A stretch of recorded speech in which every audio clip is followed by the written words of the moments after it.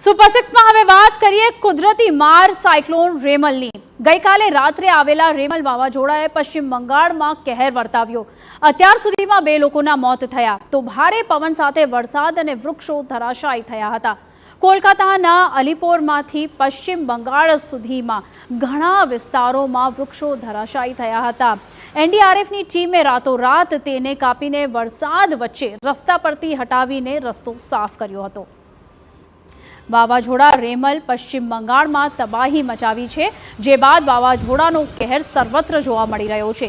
તેની અસરને કારણે પશ્ચિમ બંગાળમાં બીરભૂમ, નાદિયા, બાંકુડા, પૂર્વ બર્ધવાન, પૂર્વ મેદનીપુર, ઉત્તર 24 પરગના, દક્ષિણ 24 પરગના, કોલકાતા, વિધાનનગરના વિવિધ સ્થળોએ ભારે વરસાદ થયો હતો।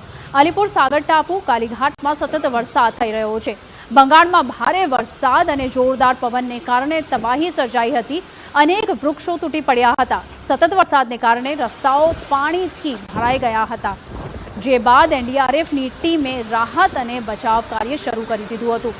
ટ્રાફિક જાળવવા માટે એનડીઆરએફની ટીમે વરસાદ વચ્ચે સાગર બાયપાસ રોડ પાસે પડેલા વૃક્ષને રોડ પરથી હટાવી દીધું હતું। કોલકાતાના અલીપુરમાંથી પણ ભારે વરસાદ અને ભારે પવન વચ્ચે વિશાળ વૃક્ષ જમીન પર પડ્યા હતા, જેને એનડીઆરએફની ટીમે રાતોરાત કાપી નાખ્યા હતા અને વરસાદ વચ્ચે રસ્તા પરથી હટાવીને રસ્તો સાફ કર્યો હતો।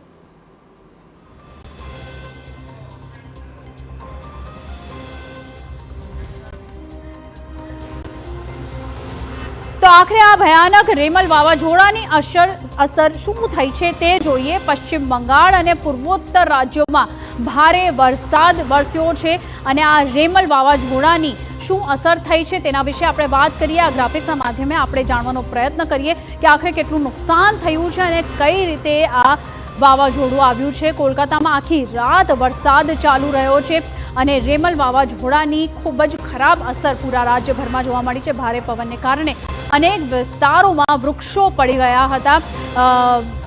ઈસ્ટ મણિપુરની વાત કરીએ, અલગ અલગ વિસ્તારોમાં ખૂબ જ નુકસાન જોવા મળ્યું છે। વાવાઝોડાથી બંગાળનું સુંદરવન સૌથી વધુ પ્રભાવિત થયું છે, જો કે પશ્ચિમ બંગાળના કોલકાતામાં પણ ખૂબ વધારે નુકસાન જોવા મળ્યું છે। ઈસ્ટર્ન અને સાઉથ ઈસ્ટર્ન રેલવેએ ઘણી ટ્રેનો પણ રદ કરી દીધી છે, જો કે સ્વાભાવિક છે 9 કલાક સુધી ફ્લાઇટ સર્વિસીસ પણ સસ્પેન્ડ કરવામાં આવી હતી અને આ તરફ ટ્રેનોની આવાજાહી પર અસર ન પડે એના માટે પહેલાથી અમુક કેન્સલેશન્સ કરવામાં આવી હતી। રેમલ વાવાઝોડું રાત્રે બંગાળના દરિયાકાંઠે ત્રાટક્યું હતું, જો કે પહેલેથી તૈયારી કરવામાં આવી હતી, જેના લીધે નુકસાન ખૂબ ઓછું થયું છે। 135 કિલોમીટરની ઝડપે સુંદરવન નજીકના દરિયાકાંઠે ટકરાયું હતું રેમલ વાવાઝોડું અને રાત્રે 12.5 કલાકે લેન્ડફોલની પ્રક્રિયા પૂર્ણ થઈ હતી।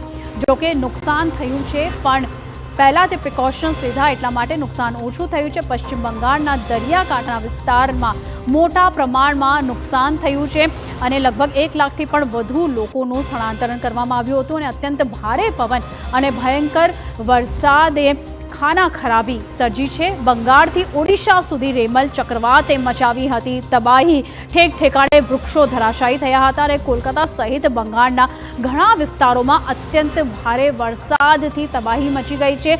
સામાન્ય જનજીવન અસ્તવ્યસ્ત થઈ ગયું છે। પશ્ચિમ બંગાળમાં એનડીઆરએફની 14 ટીમો કાર્યરત હતી અલગ અલગ વિસ્તારોમાં અને જ્યાં પણ લોકોને જરૂર હતી ત્યાં તેમની મદદ માટે પહોંચી હતી। દરિયાકાંઠાના વિસ્તારમાં યુદ્ધના ધોરણે બચાવ કામગીરી કરવામાં આવી હતી અને દ્રશ્યો જે આપણે જોઈ રહ્યા છીએ તે ખૂબ જ ભયાનક છે, જો કે પહેલેથી તંત્ર તરફથી પગલાં લેવામાં આવ્યા હતા એટલા માટે નુકસાન જે છે તે એટલું મોટું નથી થયું।